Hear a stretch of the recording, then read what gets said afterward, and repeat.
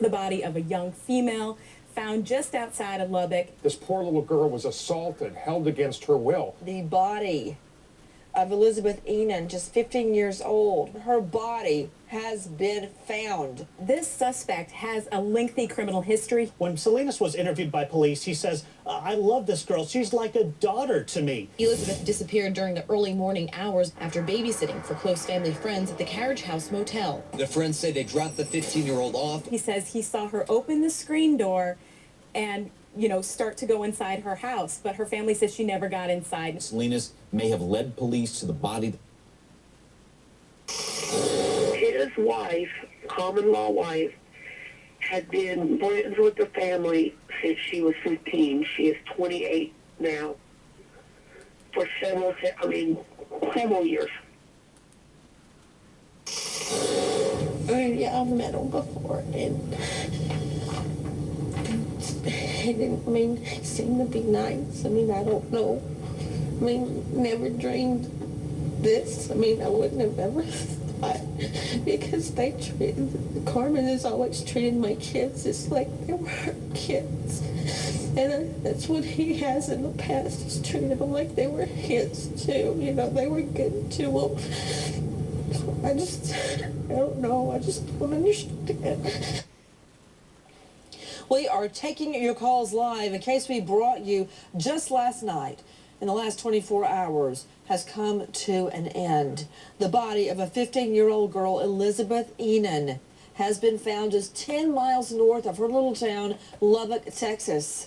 She goes out to babysit. She's never seen alive again. Now, there are witnesses that see her being forced into a car at a local Family Dollar, but they say nothing. They don't call police.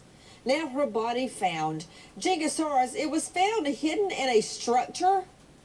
A barren structure, that's right, out in the middle of nowhere. And Nancy, this rundown hotel that the family lived in, boy, did it have surveillance video. It appears as though not only in the hallways, but out to the parking lot. And the surveillance video shows them alone in a hotel room initially for about 1 hour, Nancy. Back to the lawyers. Sue Moss, family law attorney. Kirby Clements, Raymond Giudice. Kirby Clements, you and Raymond Giudice chiming in, second verse, same as the first. They haven't indicted him for murder, so they probably aren't. Hello? They've got a murder warrant out on him. He's cooling his jets behind bars on kidnapping. The grand jury hasn't even met since her body was ID'd. You guys want to step back and try a Hail Mary? Go ahead. Hit me, Clements. Well, I have to say that no matter how damaging a case seems, it's been a long day, but no matter how damaging a case seems in the investigative phase, it's not a predictor of how it's going to be in the trial phase. And I would suggest that there can still be problems with this case, although it seems damning at this point.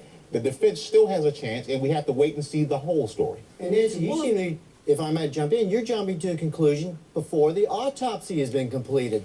We don't know the cause of death. We don't know if there's any linkage between the body. So you want to tell me she went out in a shed and committed suicide and had a heart attack? She's 15. What I want to tell you is that the evidence that is used to convict someone in a murder is the autopsy report, not what Nancy Grace thinks 3 hours after the body is found.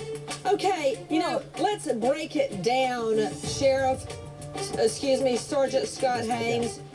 She's forced into a motel room, forced out. She goes missing. The children's daddy lies to the cops and to her parents. Then she's found dead in a shed 10 miles north of town. What does that sound like to you, Scott Haynes? There's no question about it that that's foul play. If he had nothing to hide, he would have just told them where the body was and what had happened. That's perfume on the pig, Haynes. She was murdered. The babysitter was murdered.